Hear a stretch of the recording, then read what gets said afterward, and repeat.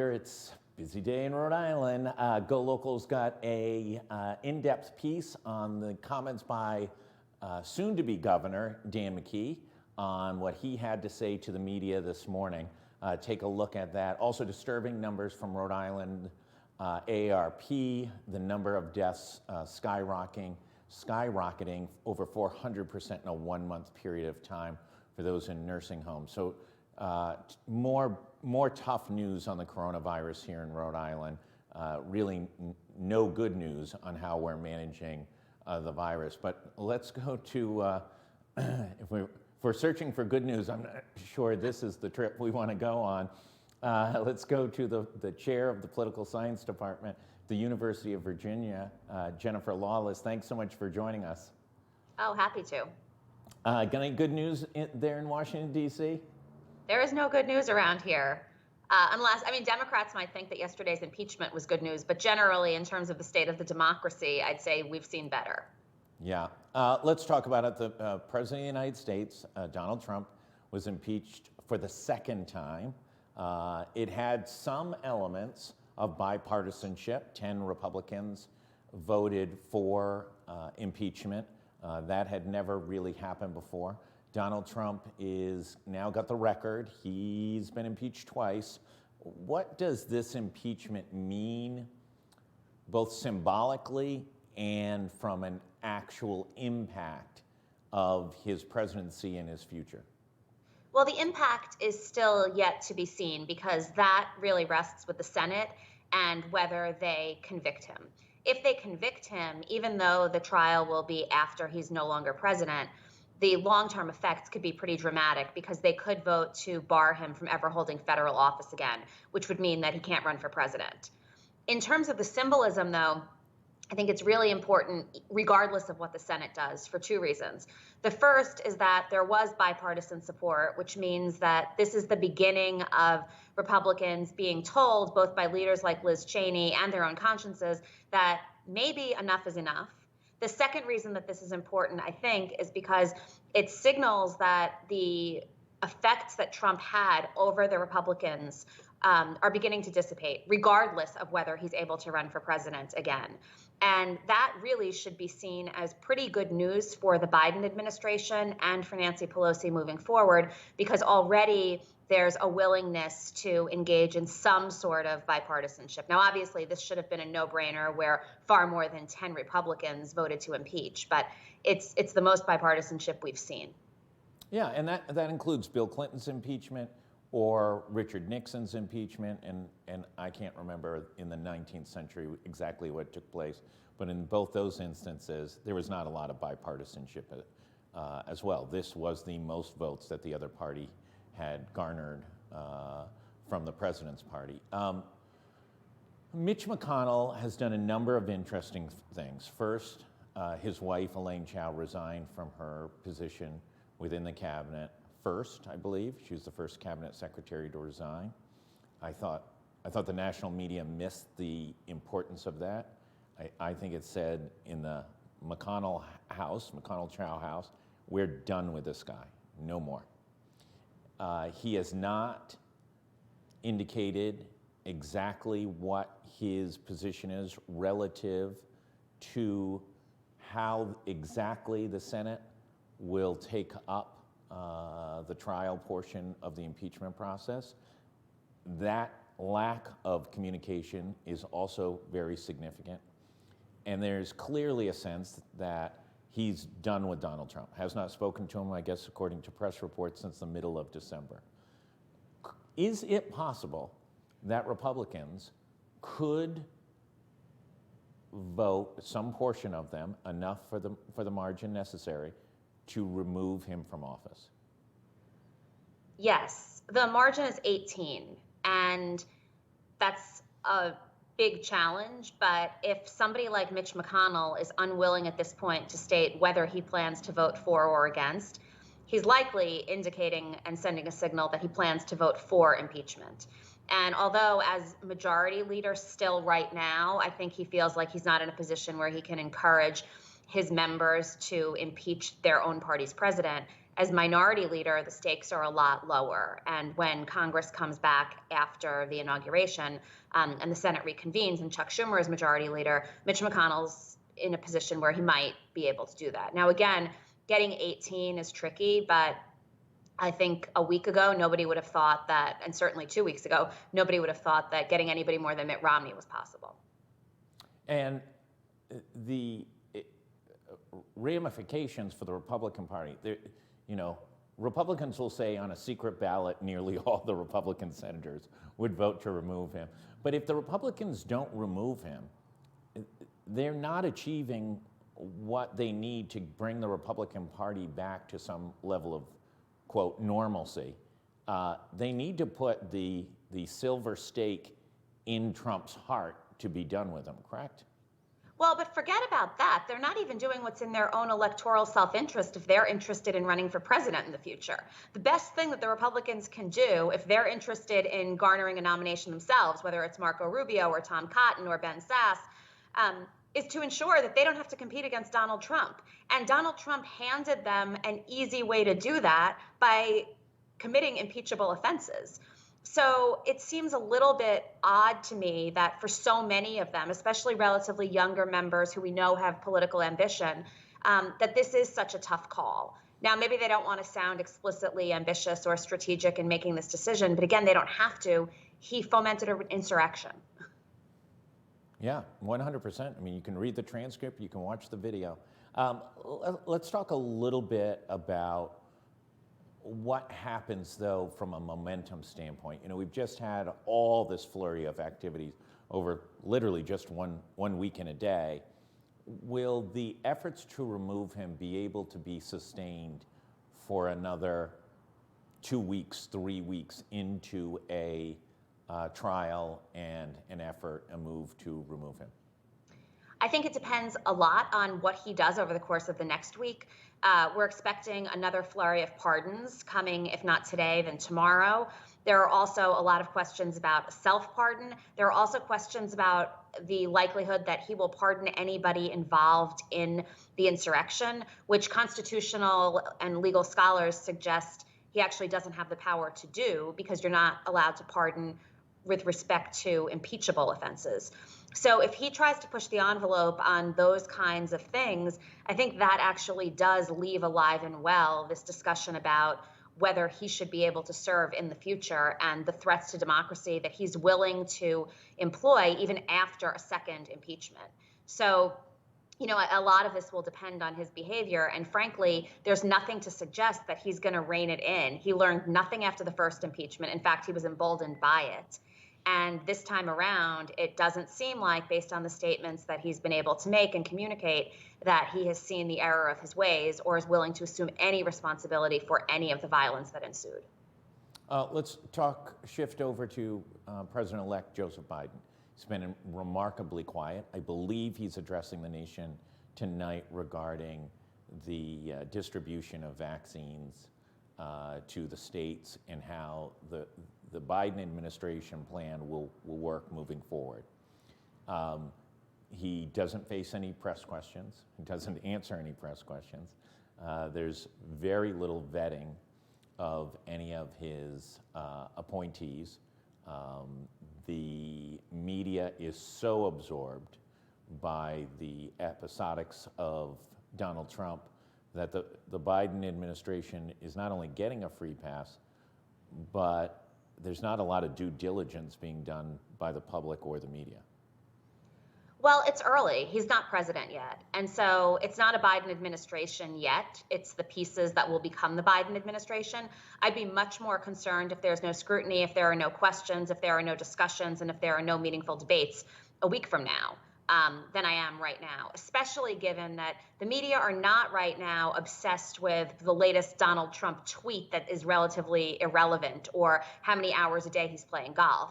They're actually obsessed with an insurrection that he caused and what looks like conspiracy to, generate this violence, even among some members of Congress. And so, although I agree that the press should be able to walk and chew gum, Donald Trump is giving them stuff that involves both walking and chewing gum. So I think this honeymoon with the media and Joe Biden will end as soon as he's actually president. But over the course of the next 6 days, I wouldn't be surprised if this sort of all is on the back burner. Yeah, but are they all chasing the shiny object? George McGovern names Thomas Eagleton vice president in 1972. He's gone within days, rightfully or wrongfully. The Miami Herald chased a certain senator and presidential aspirant onto monkey business. He was gone within days. There is no vetting right now of the Biden appointments. There's no real questions about what the president's policies are going to be, other than we're going to get the vaccine out. Well, that's great. We hope that happens. We've not a word of specifics about it. He said he'd release the second doses. I don't think there's any number been given as to how many have been withheld by the federal government and how many will now move forward to each of the states. There's a lot of people chasing one story and not many people looking into the other issues. Well, there will be confirmation hearings for all of these nominees, though. And at that point, that will be the focus. There's no way, regardless of whether Republicans have the votes to block these nominees or not, they won't begin really calling into question their credentials and their qualifications and their political views. So I don't think that this is just going to be the way that it is. And I certainly think that once Donald Trump is not in the White House, Joe Biden and the Biden administration will be responsible for not only the vaccine rollout and the administration of the vaccines, but also the economy and foreign policy and everything else. And right now, all of those discussions are still framed around Trump because he still does have, 6 more days where he's president, but those days are fading. I do think something that is important to keep in mind here is that making sure that the Biden administration is held accountable and that all of his nominees are vetted is not something that has to have happened yet. A lot of the time, it does happen because there aren't that many other exciting things and newsworthy things happening at the end of an administration. Usually after an election, you've got this lame duck period where, with the exception of some high profile pardons that seem a little bit, not so much above board, nothing is really going on. Right now, the media and journalists all around the country are still covering this administration at a crazy rate and pace because of the news coming out of it. So, I really think that we're going to see a sea change and a substantial shift next week. Will we continue to see the Trump factor go on and on and on? In Providence has been plagued in many ways by the reputation and personification of Buddy Cianci. He's been dead, I want to say 3 going on 4 years. At least. You put up a Buddy Cianci story, it gets read. He hasn't been in office in 15 years. I mean, he's a larger than life in death than all the mayors preceding him or succeeding him combined. I think a lot of this comes down to whether Trump is able to run for office again. If he is not convicted and if Congress does not preclude future federal service, then I could imagine a scenario whereby in a month or in 2 months, he files papers for the 2024 election, and it's hard to sort of just completely keep him out of the media. Now, the fact that he can't use social media makes it a lot easier for the mainstream media not to cover him. You don't necessarily cover a candidate 4 years before an election if they don't have the ability to communicate. And the fact that he's not going to be able to raise money the way that he's accustomed to raising it because of these credit card processing companies that don't want anything to do with him makes it harder too. But if he's able to run, I think that he stays alive and well, in terms of coverage.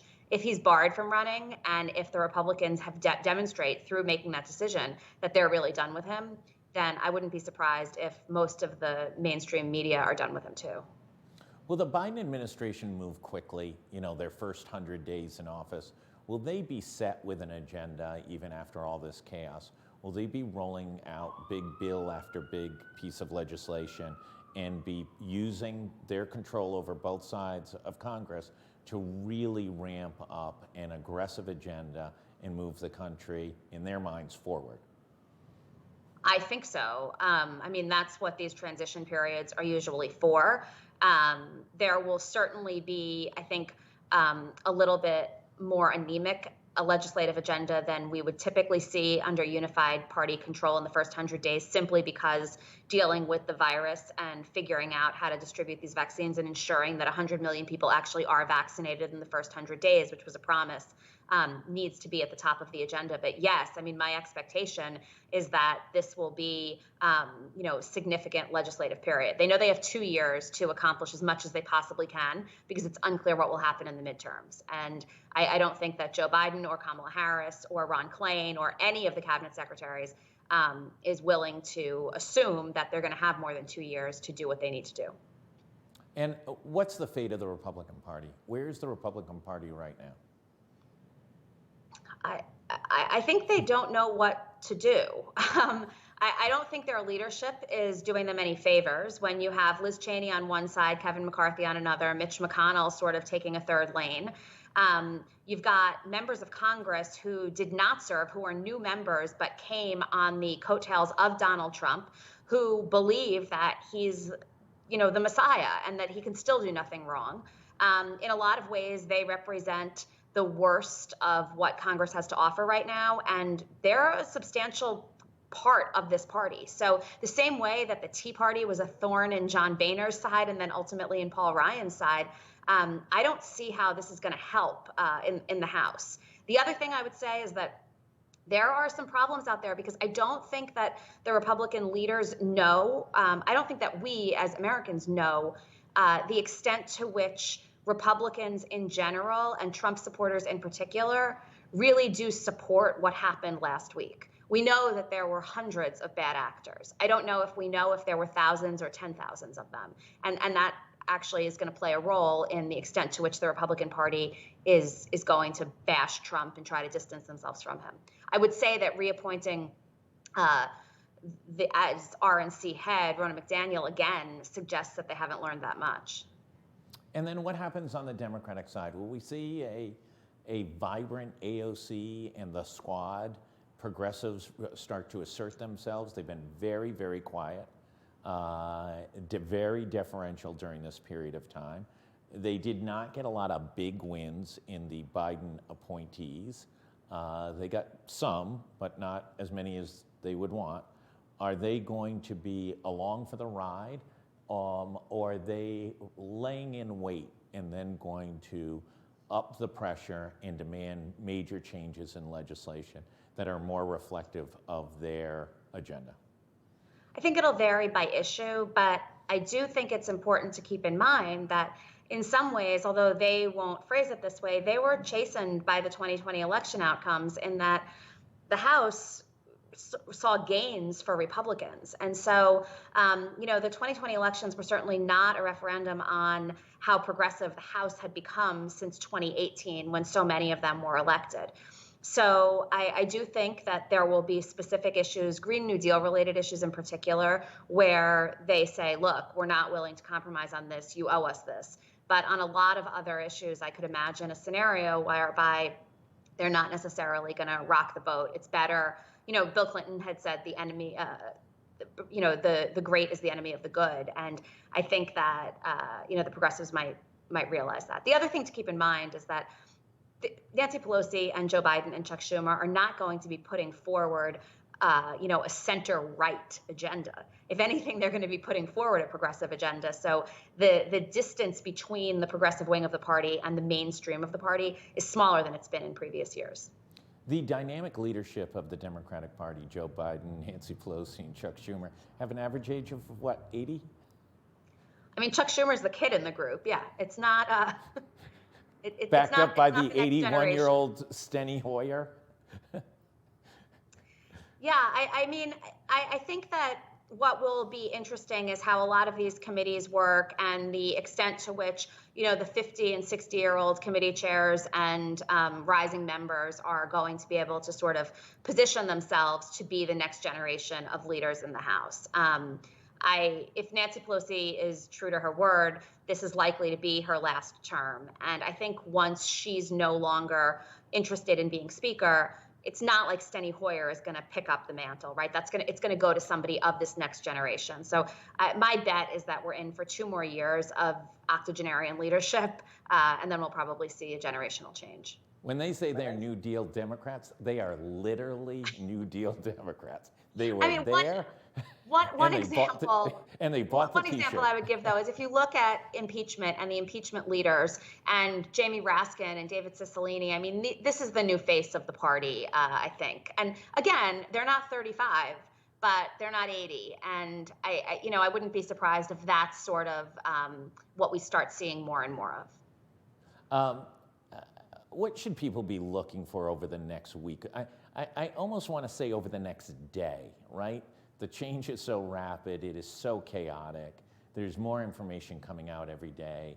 And by the way, it's not good news every day. It's very disturbing news about potentially a conspiracy much larger than any of us could really imagine, where members of Congress participated potentially in the planning of this effort to overtake the American Congress. I mean, that's literally what law enforcement is hinting at, and members are now alleging. Yeah. What should we look at in the next few days? So the 2 things that I'll be looking at are, first, what we're hearing from law enforcement and the FBI, as well as members of Congress who are already beginning to call for the expulsion and impeachment of other members who not only incited violence by giving remarks, but may have actually coordinated by doing these online tours or telling people exactly where they can access and enter the building. I think that that's one dimension that we didn't even expect was a possibility last week at this time, and is now looking like it's a big part of what happened. And the other thing I would say is, in the next 24 to 48 hours, what Donald Trump does regarding pardons, because this is another example of his ability to push the envelope. And I think at this point, Democrats and Republicans alike have had it with the envelope pushing. And so, this is a situation where he may very well be keeping his likelihood of being convicted and removed or barred from running from office more alive and well than would otherwise be the case. Is this going to be Oprah Winfrey style? You get a pardon and you get a pardon, and hasn't it already been? I mean, if you know Donald Trump, chances are you've been pardoned. Chair of the Political Science Department at the University of Virginia, Jennifer Lawless, thank you so much for joining us. We'll have Dr. Michael Fine on at 1:30. He'll be going over the numbers, a number of bad indicators for Rhode Island regarding the coronavirus. And also, I just want to mention we've launched a new daily update on the vaccine and vaccination program in the state of Rhode Island. That will go out every morning in the morning e-blast. We'll have updates both on data in Rhode Island and on updates that are going on, whether it's Johnson & Johnson's phase 1 and phase 2 clinical trials, or what the Biden administration says about deploying more vaccines to the state. Stay tuned on that. Please stay safe, and please wear your mask.